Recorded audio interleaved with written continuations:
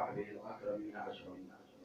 أما بعد، قال الله عز وجل في القرآن المجيد والفرقان الحميد: فأعوذ بالله من الشيطان الرجيم، بسم الله الرحمن الرحيم، ورفعنا لك ذكرك.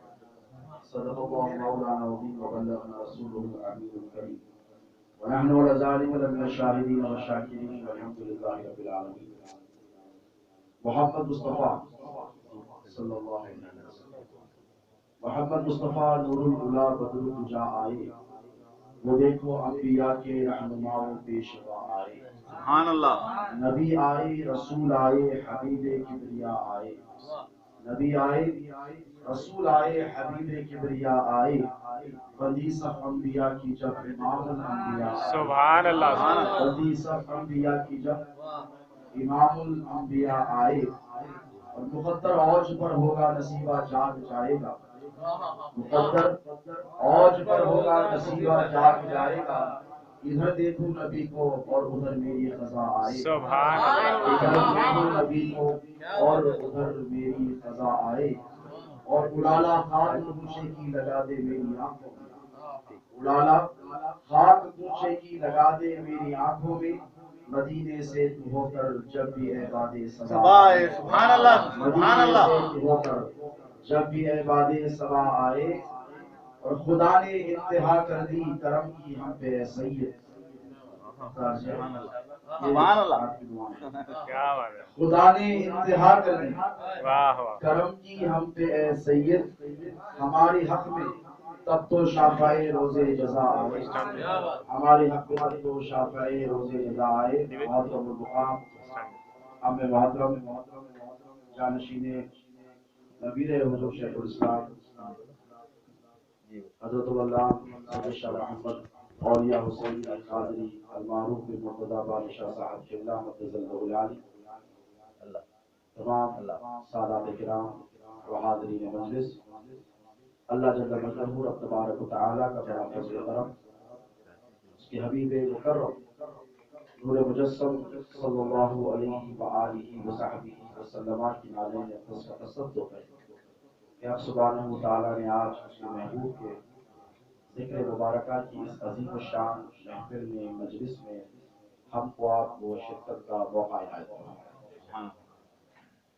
یہ بات آپ بھی سنتے آئے ہیں، میں بھی سنتا آیا ہوں کہ حضور پاک علیہ الصلوۃ والسلام سے جو محافل منسوب ہوتی ہے، نبی سے جو مجلس موصول ہوتی ہے، اس مجلس میں وہی آپ آتا ہے جسے حضور خود یاد ہوتا ہے.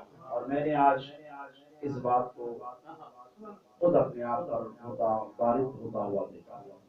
امام حضرت اللہ کے پاس آیا تھا، ذہن و گمان میں بھی نہیں کہ حبائب کی محفل میں، عاشقان مصطفیٰ کی محفل میں، غلامان مصطفیٰ کی محفل میں میری بھی حاضری تھی.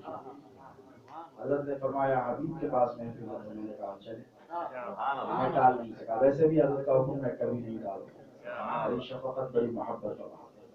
تو یہ بات تو طے شدہ ہے کہ حضور کی محفل میں وہی آتا ہے جسے حضور یاد کرتا ہے. یہ طے شدہ بات.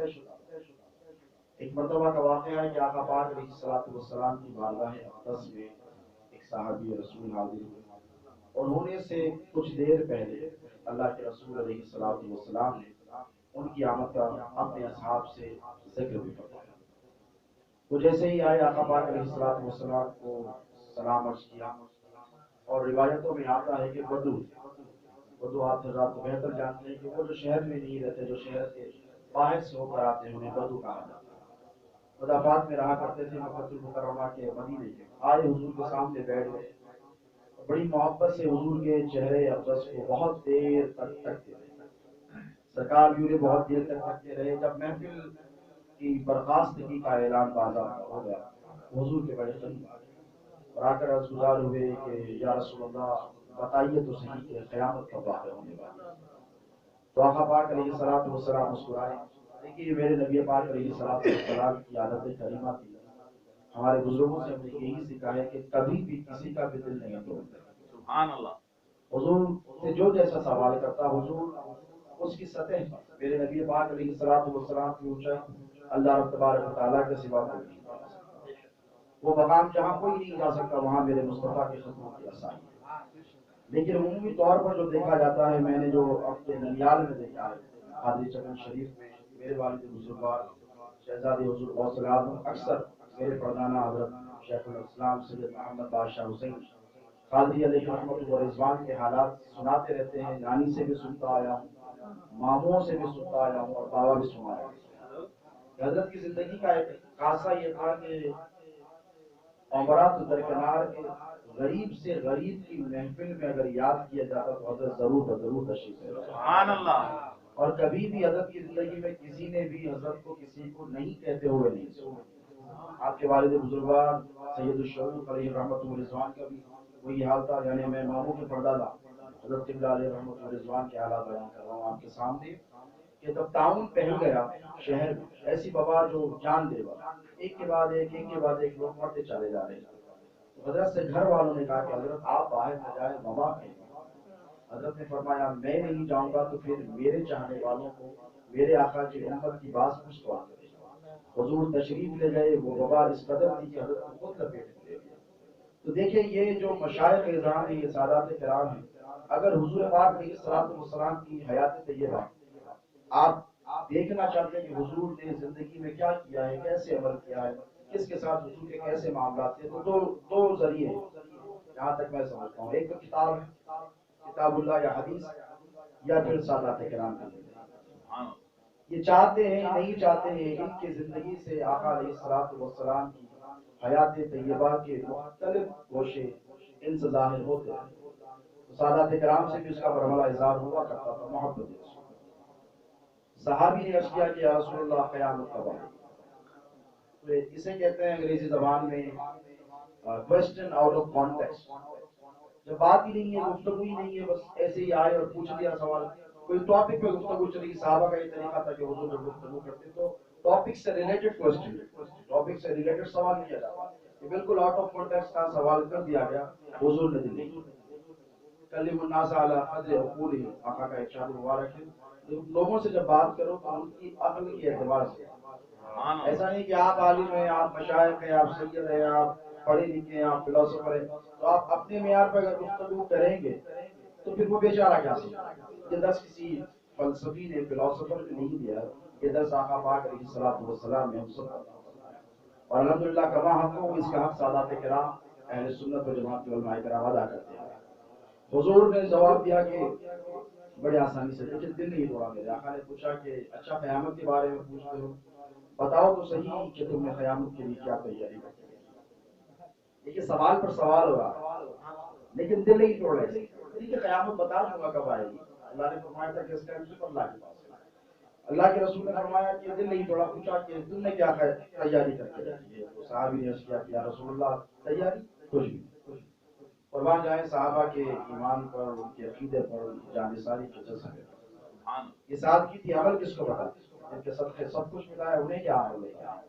کہنے لگے یا رسول اللہ کوئی تیاری. حضور نے فرمایا اچھا پھر کیا ہے. رسول یا رسول اللہ میری تیاری صرف اتنی ہے کہ میں آپ سے اور آپ کے رب سے بے پناہ محبت کروں. جس بات کے الفاظ ہیں آقا علیہ الصلوۃ والسلام نے فرمایا المرء مع من احب الیہ فی القیامہ، جو جس سے محبت کرے گا قیامت کے روز اسی کے ساتھ. سبحان اللہ. سبحان عربی اللہ. زبان کا بھی یہ قاعدہ ہے کہ آپ جس سے محبت ہوتی ہے اس کا ذکر بہت کثرت سے کریں. اصول ہے جس سے آپ کو محبت ہوگی آپ اس کا ذکر کریں گے. اہل سنت و جماعت کے پاس آقا پاک علیہ الصلوۃ والسلام کا جو ذکر ہے، اور سب سے جتنا ذکر ہم اہل سنت حضور کا کرتے ہیں اتنا ذکر کوئی اور نہیں کرتا ہے. تو پتہ یہ چلا کہ محبت ہے حضور سے، بے پناہ محبت ہے. دیکھیے میں نے کچھ روز پہلے بھی عرض کیا تھا ماموں کی موجودگی میں، حضرت اللہ کی عرض کروں کہ آج سے 10 برس پہلے، 10 برس زیادہ دور نہیں، 10 برس پہلے چلے جائیں.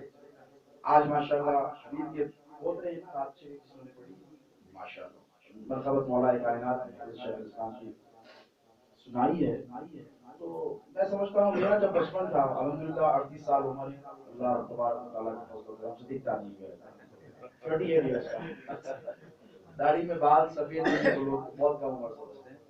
تو میں نے بہت محافل دیکھی. میرا بچپن گزرا حاجی پورے میں نانی کے گھر پہ رہتا تو ماموں ہاتھ پکڑ کر بڑے ماموں جان یعنی حضرت حبیب عمر حسین قادری علیہ رحمۃ رضوان بڑے لانا پاشا کے مجالس آواز سنانے لے جاتے، بارگاہ مصویہ میں ہوتا تو حضرت عبد المجید قادری مصوی کا آواز سنتا میرے والد کے چچا کے، تو وہاں پھر بھی میں سنتا آیا. تو مجھے جہاں تک یاد ہے، آپ زیادہ کرتے ہیں یہاں پہ ماشاءاللہ حوائج کا علاقہ ہے، عاشقوں کا علاقہ ہے، یہاں پہ قصیدوں کا رواج بھی زمانے دراز سے چلا آ رہا ہے. لیکن حیدرآباد میں دو چار نعت خوانوں کے علاوہ 20 برس پہلے کی بات کرتا ہوں میں، تیسرے کو نہیں جانتا. ایک وہ قادر علی خان صاحب تھے شاہی نعت خوان، دو چار رہے ہوں گے، اس سے زیادہ نہیں. 10 سال پہلے، 15-20 سال پہلے کی بات کر رہا ہوں، جو دوردرشن چینل کا لوگ. اور اس دور میں اکثر نوجوانوں کو، بچوں کو میں نے فلمی گانے گاتے ہوئے دیکھا. شاذ و نادر ہی کوئی نعتیہ کلام پڑھتا تھا. بچے تو جانتے، خواص جو ہوتے تھے جن کی گھروں میں محافل ہوتی تھی وہ نعتیہ کلام سنا کرتے تھے اور لوگ حیرت سے سنتے تھے یہ نعت شریف پڑھ رہا ہے. وہ دور دیکھے ہم نہ ٹی وی چینلز کی بھرمار تھی، نہ ریڈیو چینلز کی بھرمار تھی جیسے آج ایف ایم وغیرہ چل رہا ہے، نہ انٹرنیٹ کا دور تھا، نہ سوشل میڈیا کا دور تھا. اس کے باوجود بھی دور اتنا خراب گزر رہا تھا کہ لوگ فلمی گانے زیادہ گایا کرتے تھے. نعت کسی کی زبان پر، شاد و نادری کسی کی زبان پر سنی جاتی تھی. لیکن آج 20 سال کے بعد کہہ رہا ہوں میں، 2015 لے لیں، 2010 لے لیں، آپ 400 سے زائد چینل کریمہ جان، 400 سے زائد ٹیلی ویژن چینلز ہیں، ہر زبان میں ہر قسم کا، بڑوں کے بچوں کے نہ جانے واحیات قسم کے چینلز موجود ہیں. اتنی بہتات ہے، زمانہ اس قدر تیزی سے خرابی کی طرف جا رہا ہے، برائیوں کی طرف جا رہا ہے. مشرق ہمارے گھروں میں داخل ہو گیا ہے. میوزک کا دور ہے، ٹیلی ویژن کا دور ہے، آج سوشل میڈیا کا، انٹرنیٹ کا، ٹیکنالوجی کا دور ہے. اس کے بعد مجھے اللہ رب تبارک تعالیٰ کا شکر کرنے کو جی چاہتا ہے کہ پروردگار اتنی برائیوں کے باوجود یہ میرے نبی پاک علیہ الصلوۃ والسلام کی خاص خاص خاص توجہ کا نتیجہ ہے کہ آج ہر بچے کی زبان پر نعت سنیں. سبحان اللہ، سبحان اللہ، یہ کیسے ہوگا؟ یہ ہماری کاوشوں کا نتیجہ نہیں ہے. میں معافی کے ساتھ بہت کوشش کی حضور کی توجہات کا، یا آقا پاک علیہ الصلوۃ والسلام کی توجہ کا. لیکن اس قدر دور خراب ہے، ہر طرف سے برائی ہماری نوجوان نسلوں کو اپنی دبوچ میں لینے کے تہ پر ہے. ان برائیوں کے باوجود بھی آج اللہ رب تبارک و تعالیٰ کا جس قدر شکر ادا کیا جائے اتنا کم ہے کہ نعت کی محافل سجتی رہی. لوگ اس کے پیچھے مقصد کو نہیں سمجھتا. حبیب کے گھر میں ماشاءاللہ امام حضرت اللہ نے فرمایا مجھے کہ ہر مہینہ آپ نے فرمایا کہ منعقد ہوتی ہے یہ سالانہ مجلس ہے اور مجھے شرکت کا موقع ملا ہے. تو نعت پاک مصطفیٰ صلی اللہ علیہ وسلم سب سے بہترین ذریعہ.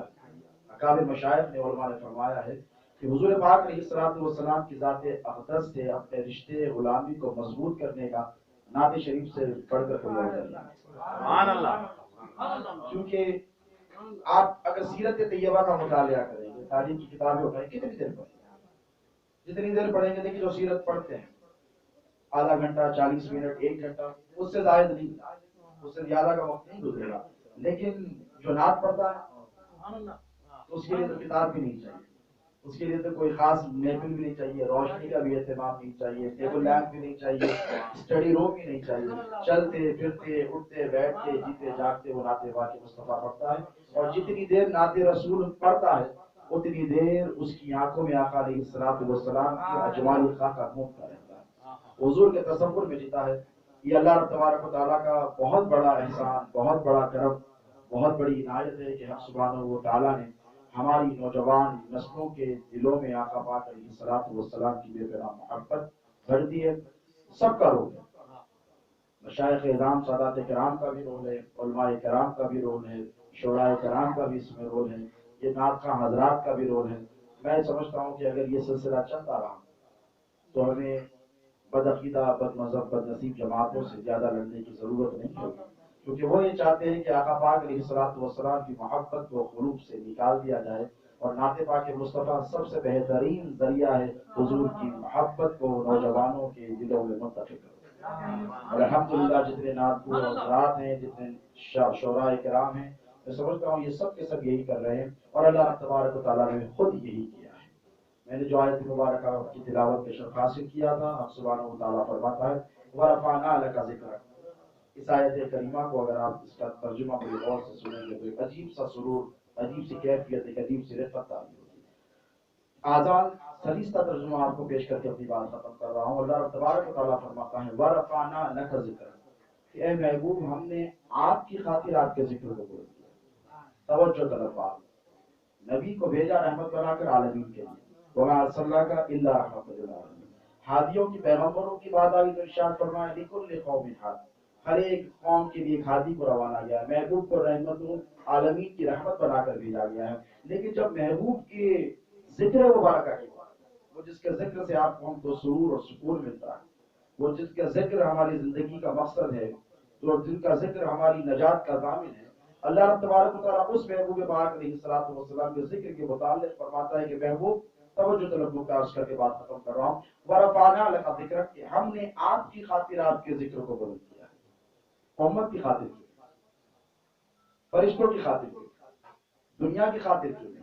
کائنات کی خاطر کیوں نہیں؟ ستاروں کی خاطر کیوں نہیں؟ چاند کی خاطر کیوں نہیں؟ سورج کی خاطر کیوں نہیں؟ انجم کہکشاں کی خاطر کیوں نہیں؟ بنی انسان کی خاطر کیوں نہیں؟ بنی آدم کی خاطر کیوں نہیں؟ آدم کی خاطر کیوں نہیں؟ محبوب تیری خاطر، سبحان اللہ. تیری خاطر تیرے ذکر کو بلند کیے دیتا ہوں. اس کے راز اور رموز یہ ہے کہ اللہ رب تبارک و تعالیٰ نے فرمایا کہ محبوب تیرا ذکر تیری خاطر بلند کیے دیتا ہوں، اس لیے کہ سب کچھ تیری ہی خاطر بنا. سبحان اللہ. آپ کی خاطر بنائے دو جہاں، اپنی خاطر جو بنایا آپ نے. یہ اللہ تبارک و تعالیٰ کا بڑا فضل، بڑا کرم، بڑا احسان، بڑی عنایت ہے کہ سبحانہ و تعالیٰ نے آپ کو ہم کو اس کے محبوب پاک علیہ الصلوۃ والسلام کی مدحت کرنے کا موقع عطا فرمایا ہے. مولا کریم اس مجلس کو اپنی بارگاہ میں شرف قبولیت عطا فرمائے. اس گھر میں آقا پاک علیہ الصلوۃ والسلام کے ذکر مبارکہ کے صدقے و طوفے خوب برکتوں کا نزول فرمائے. مولا کریم ہم سب کی حاضری کو قبول فرمائے. صلی اللہ تعالی علی خیر خلق محمد وآلہ وصحبہ اجمعین وما علینا الا البلاغ. سبحان اللہ.